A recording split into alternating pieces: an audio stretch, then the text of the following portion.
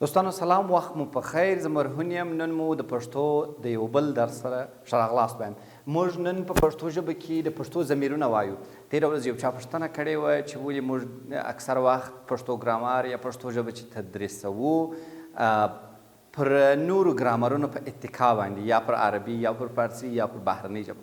د دې علت دا دی چې معمولا په نړۍ کې ژبې ټولې یو له بل څخه رغېدلې دي، یو د بل څخه راوتلې دي، او تیوریان یې هم همیشه د یو بل سره ډېرې ورته دي او په عین توګه اکثر وخت راغلي.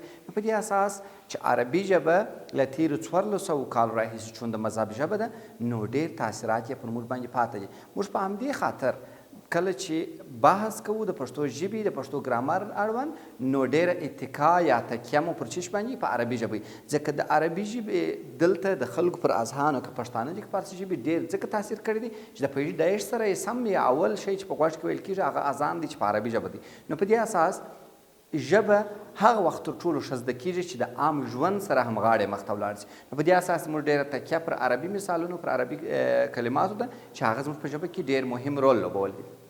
موږ په پښتو ژبه کې ضمیرونه دوه ډوله لرو. یو منفصل ضمیرونه دي چې په فاصله کې د جملې څخه قرار لري او ځان ته توګه راځي، او بل هغه ضمیرونه دي چې فعلونه ورسره جوړېږي، هغه ته متصل وایي. منفصل ضمیرونه په پښتو ژبه کې زه، ته، دی، دا، موږ، تاسې، دوی دي چې دوی په فاصله کې د جملې سره دي چې وروسته یې هر یو جلا جلا تشریح کوو. او متصل ام، ای، او، است، ای دي. دغه یې، دال، یې، دال دا چې ورکول سوي دي، دا څه دي؟ د دوی هغه د کنجکشن یا د ارتباط یا د اړیکوي کې په توګه دلته استفاده ځینې کېږي، یعنی د دوی هغه حالت ور بشپړوي، مګر دوی خپله ټوله مکمل نه دی. دغه کله چې بیا موږ د دغه جوړوو، یو فعل جوړوو، نو بیا موږ وایو چې زه راغلم، دغه یوازې میم یې راخیستل کېږي، هلته لویږي. زه هماغه ځل لویږي، فقط دغه میم راخیستل کېږي، د فعل سره لویږي. ښه، دا وروسته بحث دی. مګر زه اوس راځم. زه د شخص دپاره چې خبرې کوي، یعنی متکلم وي، متکلم هغه که مؤنث وي که مذکر وي، یا ښځه وي یا نر وي، هغه کولی شي زه استفاده کړي. زه یم، زه څوک یم؟ زه افغان یم، زه ښوونکی یم، زه انسان یم، زه مسلمان یم. دلته په منځ کې فقط هغه چې لویږي، که ښځه وه که نر وه، هغه کلمه لویږي او زه یم، یعنی په ضمیرونو کې هېڅ تغییر نه راځي د مؤنث و مذکر. دوهم ته، یې. ته د مخاطب څوک دی؟ هغه څوک چې یو خبره مستقیم ورته چې شته مواجه ده. هغه څوک چې زموږ خبرې اوري، هغه زموږ مخاطب دی. لکه اوس تاسې زما مخاطبین یاست، نو مخاطب هغه څوک یا اورېدونکی په ګرامر په اصطلاح کې دې ته لومړی کس وایي، او مخاطب ته دوهم کس وایي، او غایب ته چې وروسته یې تشریح کوو دریم کس وایي. دوهم کس ته یا مخاطب ته افغان یې.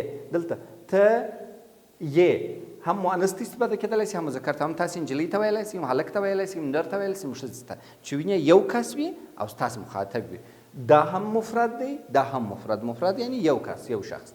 ته افغان یې هم مؤنث ته استفاده کېدلی شي، هم ته انسان یې، ته افغان یې، ته مسلمان یې، ته ښوونکی یې، ته نجلۍ یې، ته هلک یې، ته احمد یې، ته محمود یې، ته نجلا یې، ته ښکلا یې. دا ټوله ته استفاده کېږي. دی دلته د چیش دپاره استفاده کېږي؟ د یوه کس مفرد مذکر دپاره. کم کس چې دوه نفر چې خبرې کوي، دریم کس که دلته ناست وي که بیخي غایب وي. غایب هغه چا ته وایي چې د خبرو د جریان څخه غایب وي. هغه کېدای شي دلته ناست وي، ولې د دغه دوو نفرو د مخاطبینو د دغه څخه چې دی هغه غایب دی. لکه اوس تاسې ناست یاست، دا ویډیو ګورئ، څنګ ته بل هغه دغه ناست دی، هغه دا ویډیو نه ګوري، هغه دی دی. دلته یو نفر دی، نارینه دی. نو دی د یوه کس مذکر دپاره چې د خبرو یا د مکالمې څخه غایب وي. دی افغان دی، دی مسلمان دی، دی انسان دی، دی نجار دی، دی خټګر دی، دی ښوونکی دی، دی احمد دی، دی محمود دی. یعنې یوازې نارینه ته تاسې استفاده کولی شئ، ښځینه ته نشئ استفاده کېدلی.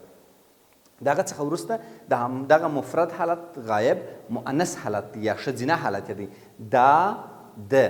دا افغانه ده، مؤنثه غایبه چې د خبرو څخه غایبه یو څوک. دا افغانه ده، دا ښوونکی ده، دا نجلۍ ده، دا مسلمانه ده، دا دغه ټوله د مؤنث یوه شخص غایب دپاره هغه که د مکالمې څخه غایب یا که بیخي غایب تر دا ځای پورې دا ټوله مفرد حالتونه وه د یوه شخص دپاره استفاده وي د دغه څخه وروسته موږ جمع حالتونه لرو چې په هغوی کې مذکر او مؤنث نسته مثلا اول چې دی موږ مجموعاً کیدای سي ښځې اوسو کیدای سي نارینه اوسو کیدای سي مختلط اوسو موږ افغانان یو مؤنث مذکر دواړه جمع دغه ته استفاده کېږي متکلمین خبرې کوي موږ ټول افغانان یو موږ انسانان یو موږ مسلمانان یو موږ ټول هر هغه کلمه چې استفاده کېدلی سي هغه ته راوستی سي د موږ ترمنځ یې اچوئ د موږ او یو ترمنځ یې اچوئ هلته دغه کېږي موږ افغانان یو موږ نجونې یو موږ هلکان یو موږ سړي یو موږ انسانان یو دا ټوله په موږ کې راتلی سي تاسې یاست دا په پښتو ژبه کې دوه حالته لري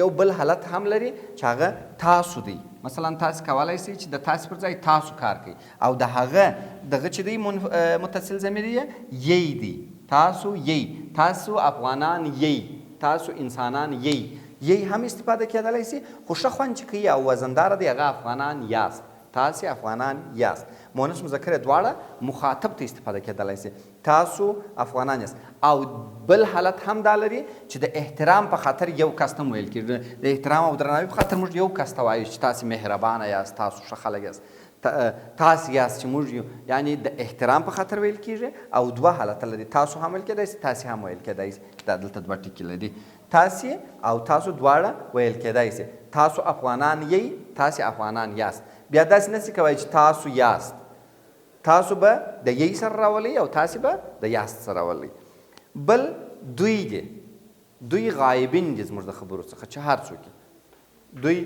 افغانان دي دوی انسانان دي غایب مؤنث مذکر جمع ده دوی افغانان دي دوی انسانان دي دوی مسلمانان دي هر کلمه چې ور واچوئ یو شي ته چې دلته متوجه سواست زه افغان یم زه افغان ته افغان یې دی دلته دا افغانه ده د پرون په درس کې موږ تشریح کړې وه چې مؤنث مذکر دلته مؤنث شوی دلته د جمع مسله ده موږ افغانان یو تاسې افغانان یاست دلته دا نوم جمع شوی دی د نومونو جمع په پښتو ژبه کې خپلې قاعدې لري چې د خیر سره په راتلونکي درس کې تاسو ته وړاندې کړو د نن دپاره زموږ د ضمیرونو د استفادې درس همدومره و تر بله درسه مو په خدای سپارم شاد آباد سرلوړي او سوکاله اوسئ